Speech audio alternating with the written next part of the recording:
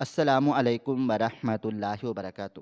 حکیم بابا کے چرچے دور دور تک پھیلے ہوئے تھے، جو ایسی پھکی دیتا تھا جس سے ہمیشہ لڑکا پیدا ہوتا تھا۔ عورتوں کی قطاریں اس کے کلینک کے سامنے لگی رہتی۔ میں جسے لگاتار 5 بیٹیاں ہوئی تھیں، اب شوہر نے دھمکی دی کہ اس بار بھی بیٹی ہوئی تو طلاق دے دوں گا۔ اپنی قسمت آزمانے لائن میں لگ گئی۔ جب میری باری آئی تو مجھے ایک چھوٹے سے کمرے میں لے جایا گیا۔ ایک بوڑھی عورت نے مجھے ایک پڑیا دی اور کان میں ایک ایسی بات کہی کہ میرا چہرہ لال سرخ ہو گیا، کیونکہ اس پھکی میں حکیم صاحب اپنا آج کی رات بھی پچھلی کئی راتوں کی طرح میری آنکھوں میں کٹ رہی تھی۔ کمرے میں پھیلا ہوا گھپ اندھیرا مجھے ایک ایسے جبڑے کی طرح لگ رہا تھا جو مجھے نگلنے کے لیے کھلا ہو۔ میرے برابر میں سلیم گہری نیند سو رہا تھا۔ اس کے خراٹوں کی آواز میرے کانوں میں ہتھوڑوں کی طرح لگ رہی تھی۔ میں نے کروٹ بدلی تو میری نظر برابر والے بستر پر پڑی، جہاں میری 5 بیٹیاں مریم، ہانیہ، لائبہ، دعا اور ننھی زہرا ایک دوسرے سے پیوست سو رہی تھی۔ ان کے معصوم چہرے چاندنی میں دھلے ہوئے لگ رہے تھے، مگر مجھے ان چہروں میں اپنی بربادی کا عکس نظر آ رہا تھا۔ میں نے سوچا، کیا یہ پھول نما وجود بوجھ ہیں؟ کیا ان کی سانسوں کی ترتیب سلیم کے لیے اتنی ہی ناگوار ہے؟ میری آنکھوں سے ایک گرم آنسو نکل کر تکیے میں جذب ہو گیا۔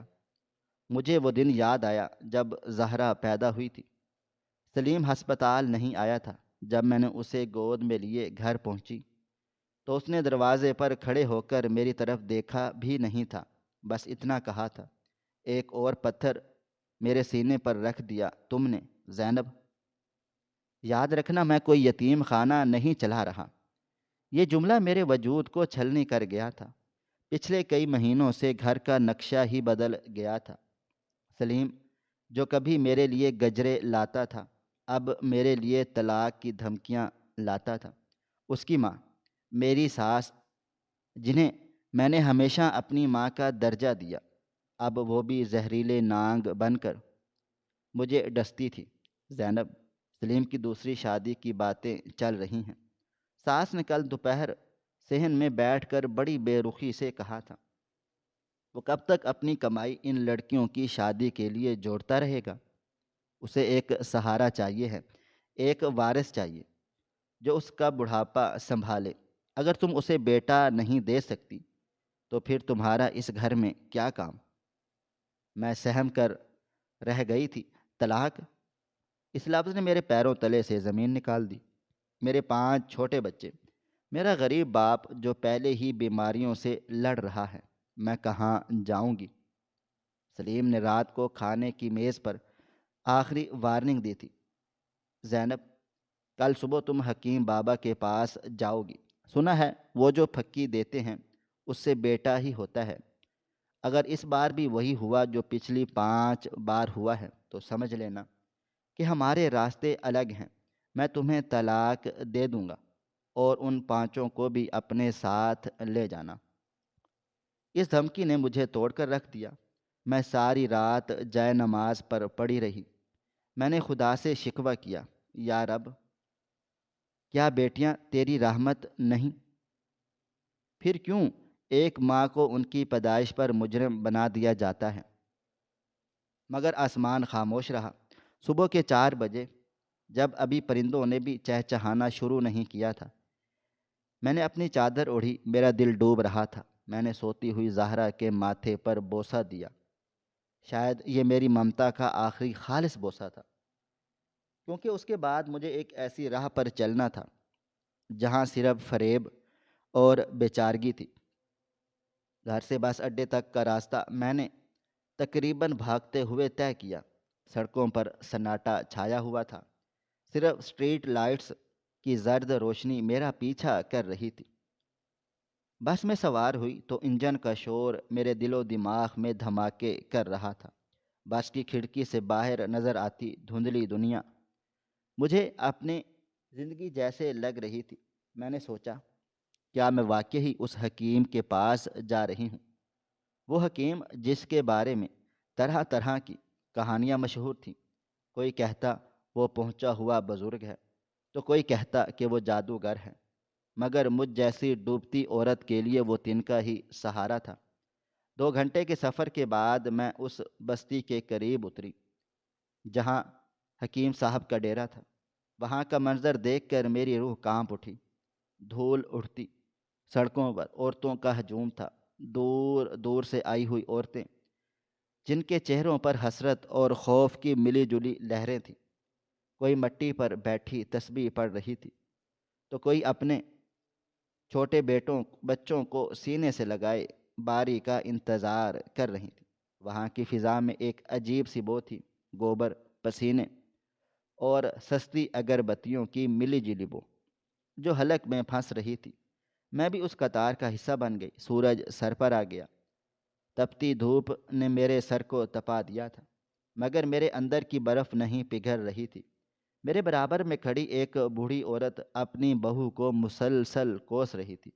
منحوس ہے تم، 3 لڑکیاں دے چکی، اب اگر اس بابا کی پھکی سے بھی کچھ نہ ہوا تو تیرے بھائیوں کو بلا کر تجھے رخصت کر دوں گی۔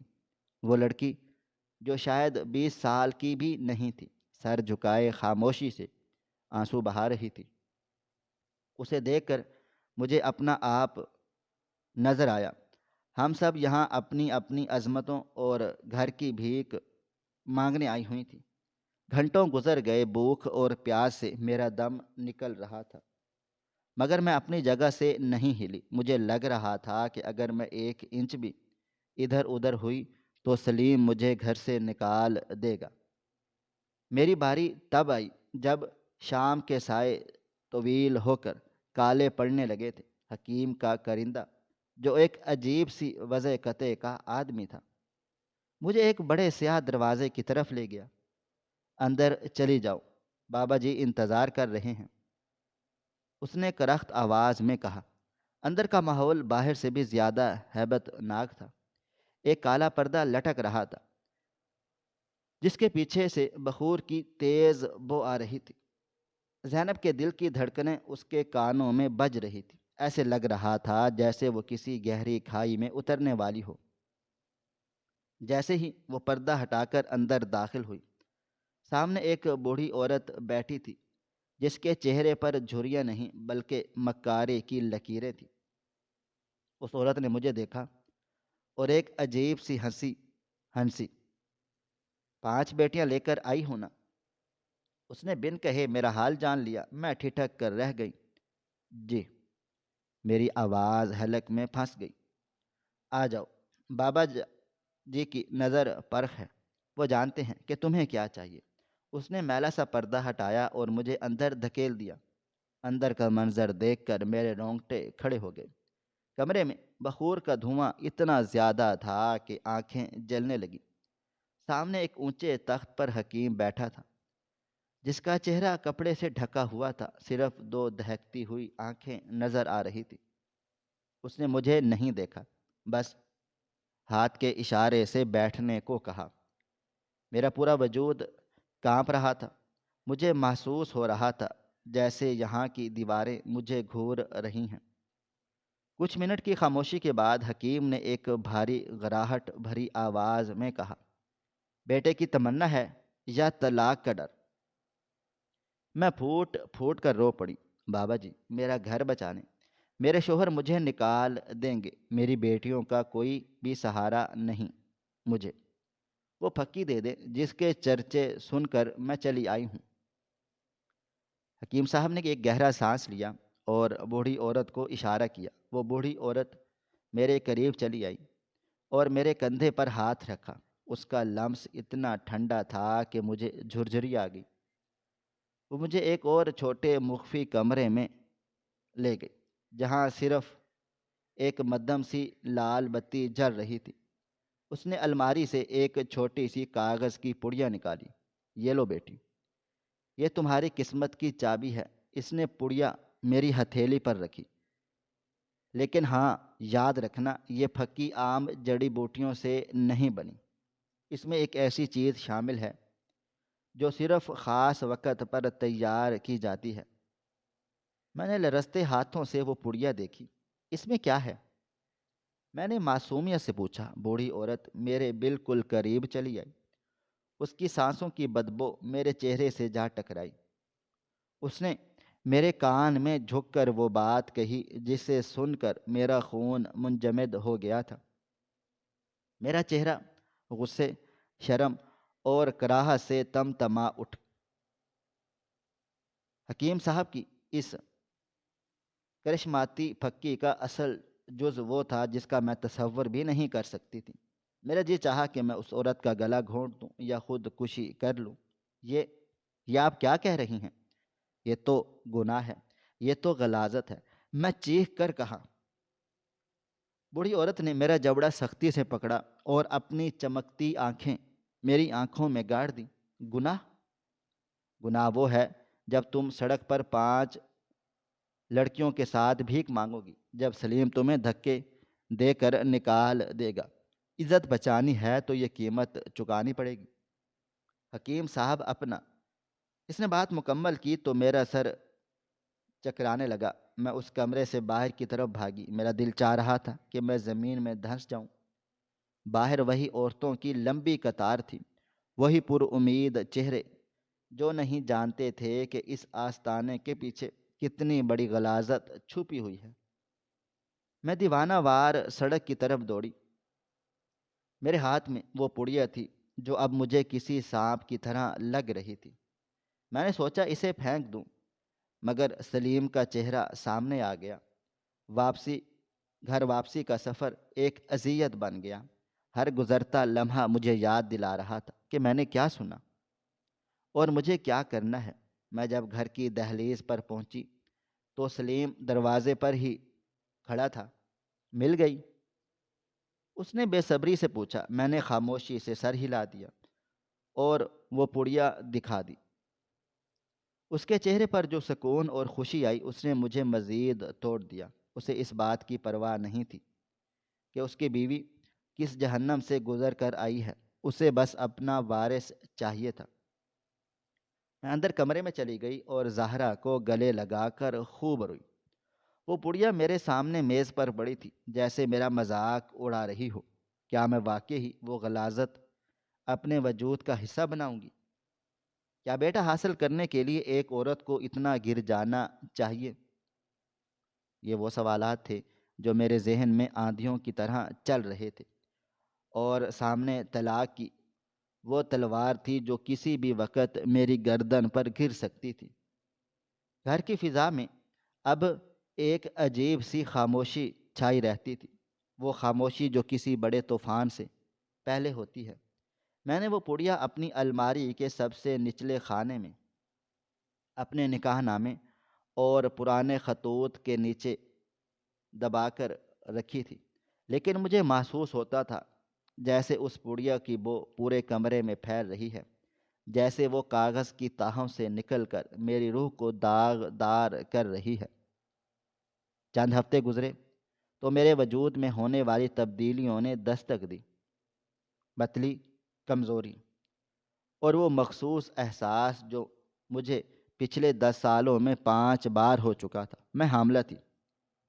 جب میں نے یہ خبر سلیم کو سنائی تو اس کے چہرے پر وہ خوشی نہیں تھی جو ایک باپ کے چہرے پر ہونی چاہیے، بلکہ اس کی آنکھوں میں ایک فاتحانہ چمک تھی، جیسے وہ کسی شرط کو جیتنے والا ہو۔ اس نے میرا ہاتھ تھامنے کی بجائے پہلا سوال یہی کیا کہ وہ پھکی کھا رہی ہونا جو حکیم بابا نے دی تھی۔ دیکھنا زینب، اس بار کوئی کوتاہی نہ ہو، ورنہ میں اپنا فیصلہ سنا چکا ہوں۔ میں نے اس کی آنکھوں میں جھانکنے کی ہمت نہیں کی، بس خاموشی سے سر ہلا دیا۔ ساس تو جیسے نہال ہو گئی، وہ دن بھر میرے گرد گھومتی رہتی، کبھی دودھ کا گلاس لاتی تو کبھی میوے۔ بہو، بس یہ 9 مہینے ہمت کر لے، حکیم صاحب کی پھکی کا ناغہ مت کرنا۔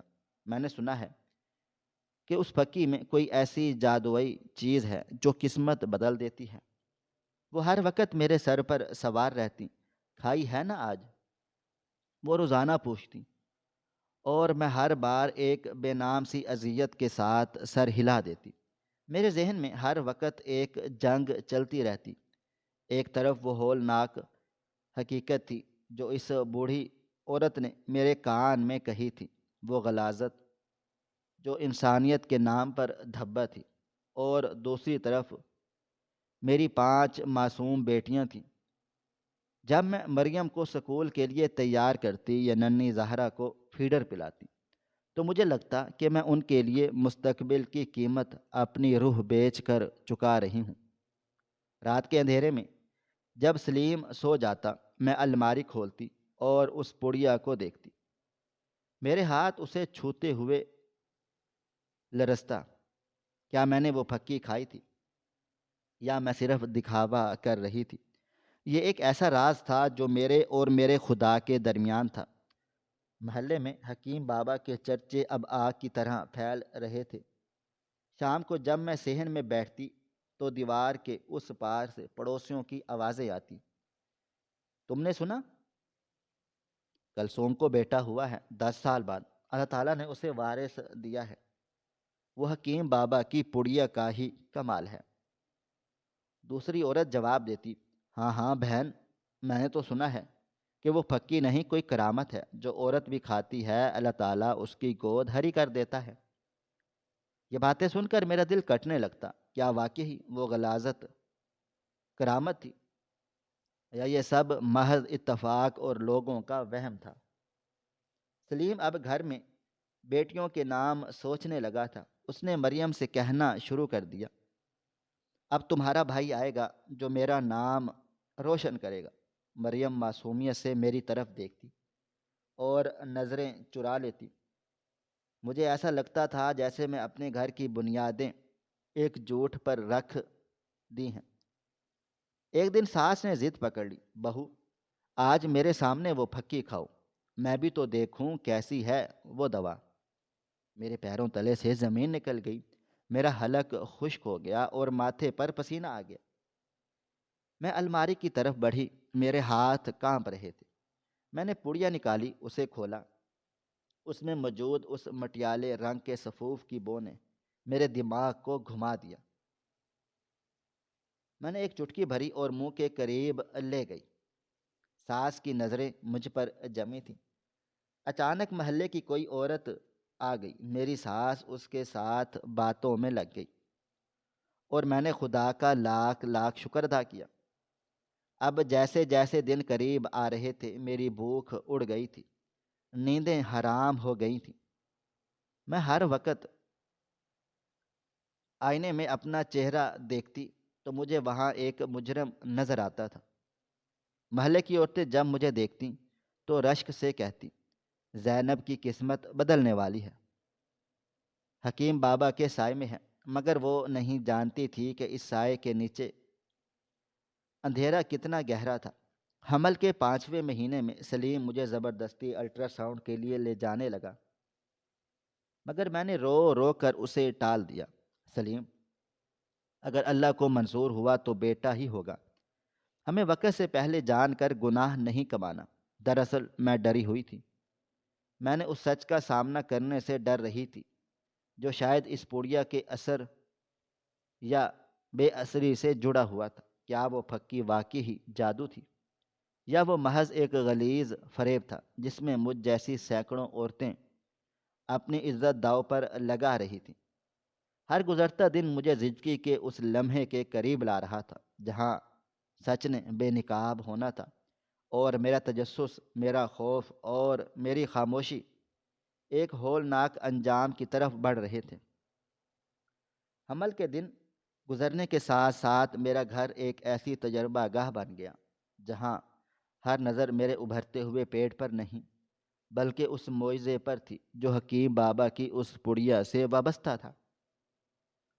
سلیم کا رویہ اب کسی حد تک نرم تو ہوا تھا، مگر اس نرمی کے پیچھے ایک ایسی وحشت تھی جو مجھے اندر سے کھوکھلا کر رہی تھی۔ وہ روز شام کو جب کام سے لوٹتا تو اس کے ہاتھوں میں پھل اور دودھ ہوتے، لیکن اس کی زبان پر صرف ایک ہی سوال ہوتا، زینب، آج کی خوراک لے لی تھی نا؟ ناغہ تو نہیں ہوا؟ میں محض سر ہلا کر اسے مطمئن کر دیتی، مگر میرا ضمیر مجھے تازیانے برساتا۔ مجھے اپنے کمرے کی فضا میں اس پڑیا کی وہ غلیظ بو ہر وقت محسوس ہوتی، جیسے وہ دیواروں میں جذب ہو گئی ہو۔ الماری کا وہ کونا جہاں وہ پڑیا پڑی تھی مجھے اب ایک قبر کی مانند لگتا تھا، جس میں نے اپنی سچائی دفن کر دی تھی۔ دوسری طرف محلے میں تو جیسے ایک پاگل پن پھیلا ہوا تھا۔ ایک دوپہر جب میں صحن میں کپڑے سکھا رہی تھی تو دیوار کے پار سے نسیمہ آپا کی آواز آئی، ارے تم نے سنا؟ وہ جو پرلے چوک والی بانو ہے نا، اس کی تو 7 بیٹیاں تھیں، لیکن کل رات اللہ تعالیٰ نے اسے چاند سا بیٹا دیا ہے۔ لوگ کہہ رہے ہیں حکیم بابا نے اسے ایک ایسی خاص پڑیا دی تھی کہ اس کی تاثیر سے ڈاکٹر بھی حیران و پریشان رہ گئے۔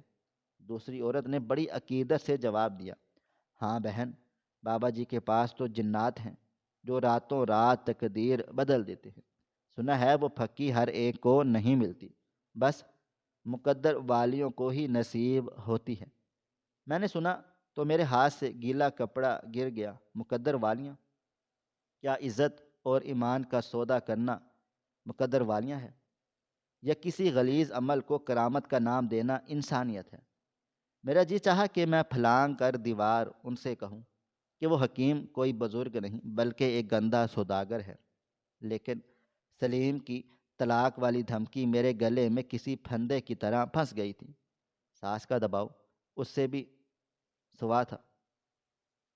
وہ میرے کھانے پینے پر پہرے بٹھا چکی تھی۔ دیکھ بہو، اس بار میں نے نظر مانی ہے کہ بیٹا ہوا تو حکیم بابا کے ڈیرے پر سونے کا چتھر چڑھاؤں گی، تو بس دوا کھاتی رہ۔ ایک دن تو حادی ہو گئی جب ساس نے زبردستی میرا ہاتھ پکڑ کر پوچھا، زینب تو وہ پڑیا مجھے دکھا تو صحیح، اس میں ایسا ہے کیا؟ میں نے سنا ہے کہ اس میں کستوری اور عنبر ہے جو بیٹا پیدا کرنے کی ضمانت ہے۔ میرا رنگ پھک پڑ گیا۔ میں نے بہانے سے الماری کی چابی چھپا دی اور کہہ دیا کہ بابا جی نے سختی سے منع کیا ہے کہ کسی اور کی نظر اس پر نہ پڑے۔ یہ جھوٹ بولتے ہوئے مجھے ایسا لگا جیسے میرے اندر کچھ ٹوٹ گیا ہے۔ میں واقعی اس فریب کا حصہ بن چکی تھی۔ تجسس کی انتہا یہ تھی کہ خود مجھے اب بھی یقین نہیں ہو رہا تھا کہ میں کیا کر رہی ہوں۔ کیا میں وہ پھکی خاموشی سے پانی کے ساتھ نگل لیتی، یا میں اسے اندھیرے میں کھڑکی سے باہر پھینک دیتی تھی؟ راتوں کو جب سلیم گہری نیند سو رہا ہوتا تو میں اٹھ کر اس پڑیا کو دیکھتی اور گھنٹوں روتی۔ میرا بچہ میرے پیٹ میں حرکت کرتا تو مجھے لگتا کہ وہ مجھ سے سوال کر رہا ہے کہ ماں، کیا تم نے مجھے پانے کے لیے اتنی بڑی غلاظت کو قبول کر لیا؟ جیسے جیسے 7واں مہینہ ختم ہوا اور 8واں شروع ہوا، تجسس اور خوف کی ایک لہر پورے خاندان میں دوڑ گئی۔ سلیم اب بیٹوں کے کپڑے خرید لایا تھا۔ اس نے مریم سے کہہ دیا تھا کہ اب اسے گھر کے کام سیکھ لینے چاہیے، کیونکہ اس کا بھائی آ رہا ہے جس کی خدمت اسے کرنی ہوگی۔ محلے کی عورتیں اب میرے گھر کے چکر لگاتی اور میری پیٹ کی ساخت دیکھ کر اندازے لگاتی، دیکھو تو صحیح زینب کا چہرہ کیسا نکھر گیا ہے۔ یہ پکی نشانی ہے کہ اس بار شہزادہ ہی آئے گا۔ حکیم بابا کی پھکی کبھی خالی نہیں جاتی۔ ان باتوں نے مجھے ایک ایسی ذہنی سولی پر چڑھا دیا جہاں سے میں نہ اتر سکتی تھی اور نہ ہی کسی کو پکار سکتی تھی۔ ایک رات جب میں شدید درد کی وجہ سے جاگ رہی تھی، میں نے دیکھا کہ سلیم الماری کی طرف بڑھ رہا ہے جہاں وہ پڑیا رکھی تھی۔ میرا سانس حلق میں اٹک گیا تھا، میرا پورا وجود پسینے میں شرابور ہو گیا تھا۔ کیا وہ سچ جان لے گا؟ کیا اسے پتہ چل جائے گا کہ اس پڑیا کی حقیقت کیا ہے؟ وہ دراز کھولنے ہی والا تھا کہ زہرا کے رونے کی آواز نے اسے روک دیا۔ اس رات میں نے فیصلہ کیا کہ میں اس راز کو اپنے ساتھ ہی قبر میں لے جاؤں گی، چاہے نتیجہ کچھ بھی ہو۔ زچگی کا وقت قریب آ رہا تھا اور ہر گزرتا لمحہ ایک دھماکے کی طرح میرے سر پر ہتھوڑے مار رہا تھا۔ کیا وہ پھکی واقعی ہی کوئی معجزہ دکھانے والی تھی، یا وہ میرے گھر کی بربادی کا آخری پروانہ ثابت ہونے تھی؟ سسپینس کا یہ عالم تھا کہ مجھے اب ہسپتال جانے کے نام سے بھی ڈر لگ رہا تھا، جہاں سے زندگی یا موت کا فیصلہ ہونا تھا۔ میں نے خود کو ایک ایسے کمرے میں مقفل محسوس کیا جس کی چابی صرف اسی حکیم کے پاس تھی، اور وہ حکیم خود ایک ایسا راز تھا جس کے انکشاف نے پورے شہر کو ہلا کر رکھ دینا تھا۔ مگر ابھی تو وہ وقت دور تھا۔ ابھی تو مجھے اس خوف کے ساتھ جینا تھا کہ میری گود میں پلنے والا بچہ رحمت بنے گا یا میری طلاق کا سبب۔ کیا میں نے وہ زہر آلود پھکی کھا لی تھی؟ یہ وہ سوال تھا جس کا جواب صرف میری ضمیر کی عدالت میں قید تھا، اور باہر دنیا صرف اس وارث کی منتظر تھی جس کی بنیاد ایک گھناؤنے راز پر رکھی گئی تھی۔ وہ رات میری زندگی کی طویل ترین اور ہولناک ترین رات تھی۔ درد کی شدت سے زیادہ میرے ذہن پر اس راز کا بوجھ تھا جو مجھے سانس نہیں لینے دے رہا تھا۔ ہسپتال کے لیبر روم میں پڑی میں دیواروں پر جمی سفیدی کو دیکھ رہی تھی، جہاں مجھے اپنی پانچوں بیٹیوں کے سہمے ہوئے چہرے نظر آ رہے تھے۔ باہر سلیم اور ساس اپنی تسبیحوں پر بیٹوں کی دعائیں مانگ رہی تھی۔ پھر وہ لمحہ آیا جب ایک زوردار چیخ کے ساتھ میری آنکھیں بند ہو گئیں، اور جب دوبارہ کھلیں تو نرس نے ایک سفید کپڑے میں لپٹا ہوا وجود میرے قریب لا کر رکھ دیا۔ مبارک ہو زینب، اللہ تعالیٰ نے تمہیں بیٹا دیا ہے۔ نرس کے یہ الفاظ میرے کانوں میں کسی دھماکے کی طرح گونجے۔ بیٹا؟ کیا واقعی ہی؟ کیا وہ غلیظ پھکی جیت گئی، یا یہ میرے رب کا کوئی اور ہی امتحان تھا؟ جیسے ہی یہ خبر باہر پہنچی، ہسپتال کی راہداریوں میں جشن کا سماں ہو گیا۔ سلیم نے مٹھائیاں بانٹنا شروع کر دیں، ساس سجدے میں گر گئی، اور محلے کی وہ عورتیں جو تماشائی بنی ہوئی تھیں کہنے لگیں، دیکھا، ہم نہ کہتے تھے کہ حکیم بابا کی پڑیا پتھر کو بھی سونا کر دیتی ہے۔ مجھے گھر لایا گیا تو سلیم نے میرا ماتھا چوما۔ یہ وہی شخص تھا جو کل تک مجھے طلاق کے کاغذات دکھا رہا تھا۔ زینب، تم نے میری نسل بچا لی۔ تم نے ثابت کر دیا کہ حکیم صاحب واقعی ولی اللہ ہیں۔ کل ہی ہم ان کے ڈیرے پر چلیں گے۔ میں نے سونے کا ایک بہت بڑا سکہ اور ڈھیروں نذرانہ تیار کر رکھا ہے۔ میں خاموش تھی۔ میری خاموشی میں ایک ایسا طوفان چھپا تھا جس کی خبر کسی کو بھی نہ تھی۔ اگلے دن صبح سویرے سلیم نے بڑی سی گاڑی بک کی، ڈھول والے بلوائے، اور پورے محلے کی عورتوں کے ساتھ ہم حکیم صاحب کے آستانے کی طرف روانہ ہو گئے۔ سلیم صاحب کی خوشی کا کوئی ٹھکانہ نہ تھا۔ وہ راستے بھر نعتیں اور حکیم کی تعریفیں کرتا رہا۔ میں اپنی گود میں اس معصوم بچے کو لیے اس مکار آستانے کی طرف بڑھ رہی تھی جہاں سے میری روح پر لگے زخم ابھی بھی تازہ تھے۔ جب ہم وہاں پہنچے تو ہمیشہ کی طرح عورتوں کا ایک سمندر موجود تھا۔ سلیم ڈھول بجاتا ہوا جیسے ہی حکیم صاحب کے حجرے کی طرف بڑھا، اچانک فضا میں پولیس کی گاڑیوں کے سائرن گونجنے لگے۔ ہر طرف افراتفری مچ گئی۔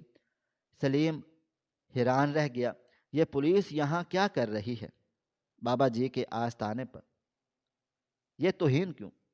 میں نے دیکھا کہ انسپکٹر اپنی نفری کے ساتھ اس چھوٹے سے کمرے میں داخل ہوا جہاں وہ بوڑھی عورت اور حکیم بیٹھے عورتوں کی عصمتوں اور ایمان کا سودا کرتے تھے۔ تھوڑی دیر میں حکیم کو ہتھ کڑیاں لگا کر باہر لایا گیا۔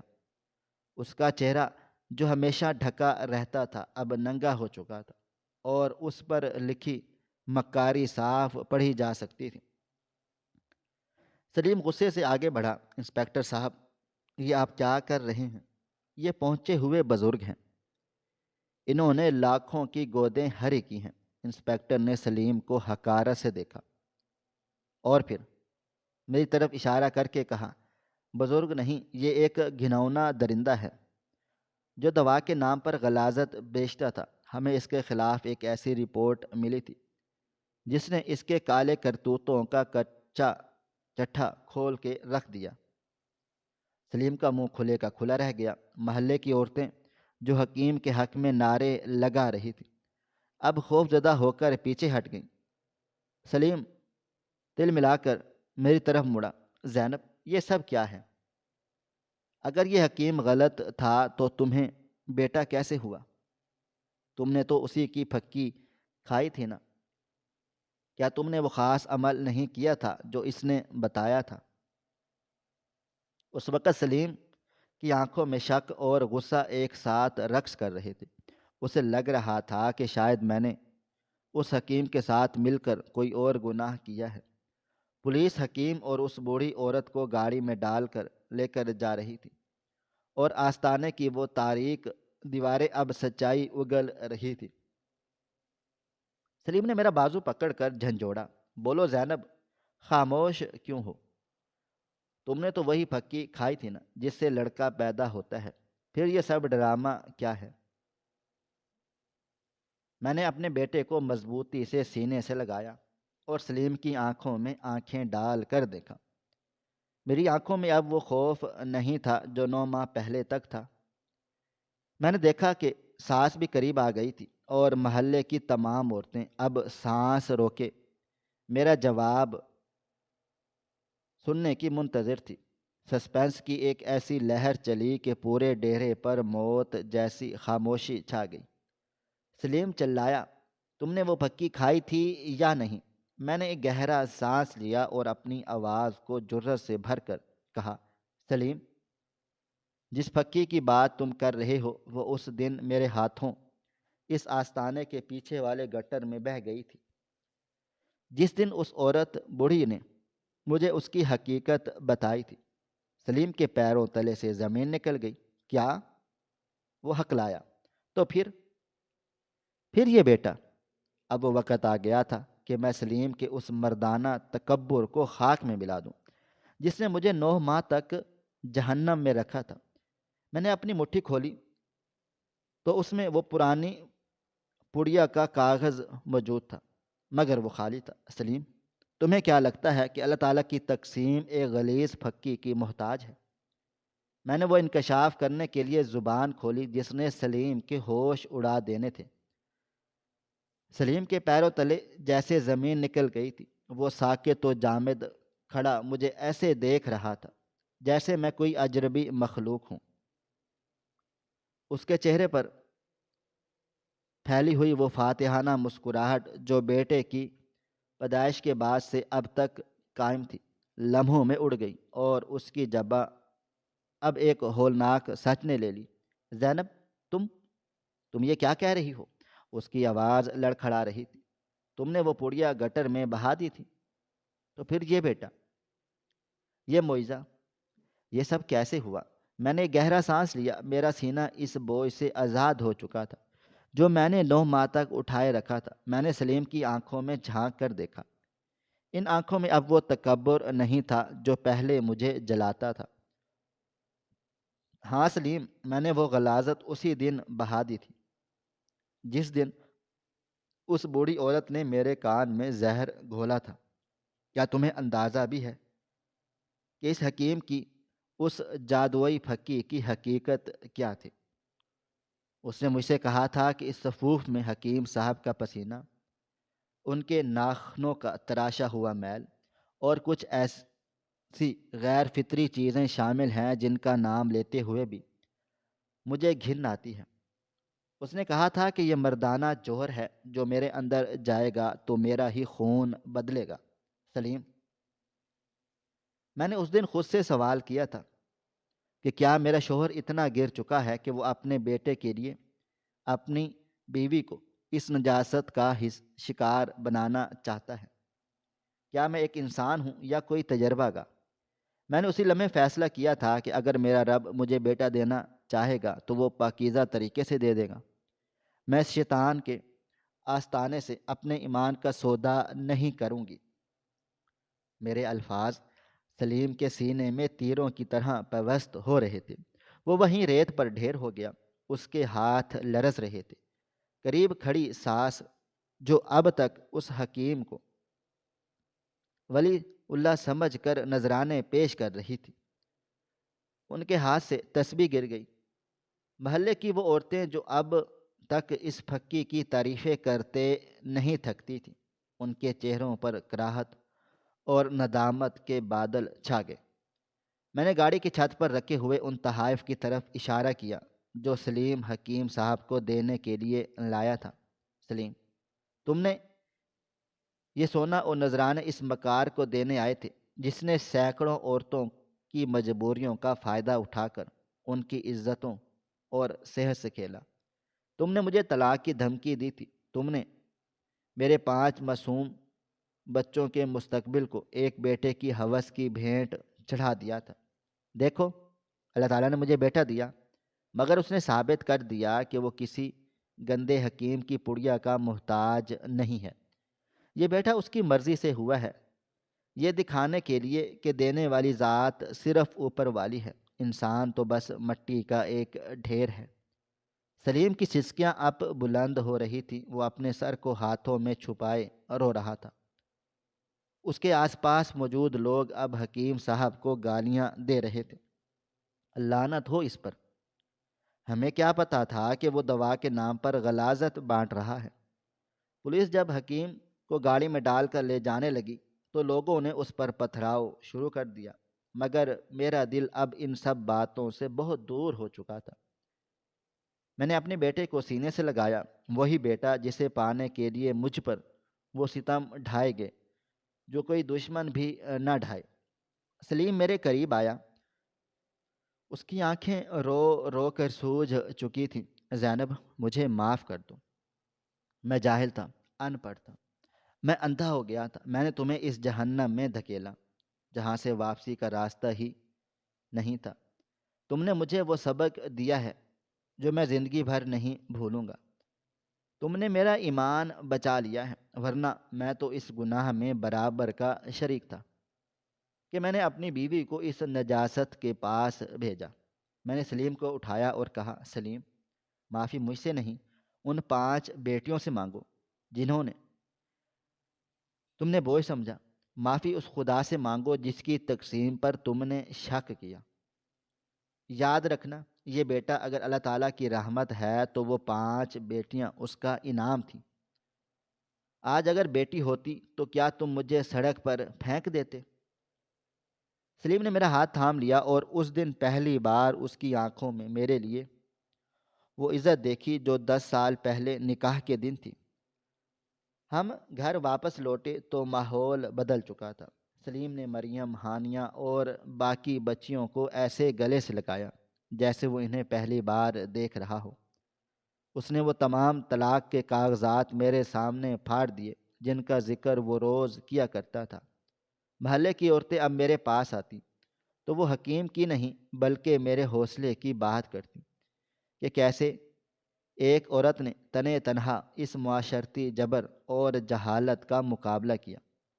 میں نے اس دن ایک عزم کیا کہ میں اپنی بیٹیوں کو اتنی تعلیم دوں گی کہ انہیں کبھی بھی کسی حکیم یا کسی مکار کے آستانے پر سر نہ جھکانا پڑے۔ وہ پڑیا جو میں نے پھینک دی تھی وہ صرف ایک کاغذ کا ٹکڑا نہیں تھا، وہ میری غلامی کی زنجیر تھی جو اب ٹوٹ چکی تھی۔ اب میں آزاد تھی، میرا گھر محفوظ تھا اور میرا خدا میرا گواہ تھا کہ سچائی کے راستے پر چلنے والوں کو وہ کبھی تنہا نہیں چھوڑتا۔ یہ کہانی صرف میری نہیں، ان تمام عورتوں کی ہے جو آج بھی بیٹوں کی خواہش میں اپنی روح کا سودا کر رہی ہیں۔ انہیں یہ سمجھنا ہوگا کہ معجزے غلیظ پڑیاؤں میں نہیں ہیں، اللہ تعالیٰ کے فیصلے اور پاکیزہ ارادوں میں ہوتے ہیں۔ ناظرین، آپ کو ہماری آج کی یہ کہانی کیسی لگی؟ کومنٹ باکس میں اپنی رائے کا اظہار ضرور کریں۔ مزید اس طرح کی سبق آموز کہانیاں سننے کے لیے ہماری ویڈیوز کو لائک کریں، شیئر کریں اور ہمارے چینل ایس ایف سٹوریز کو ضرور سبسکرائب کر لیں۔ ملتے ہیں کل ایک نئی اور دلچسپ کہانی کے ساتھ، تب تک اپنا ڈھیر سارا خیال رکھیے گا۔ اللہ حافظ۔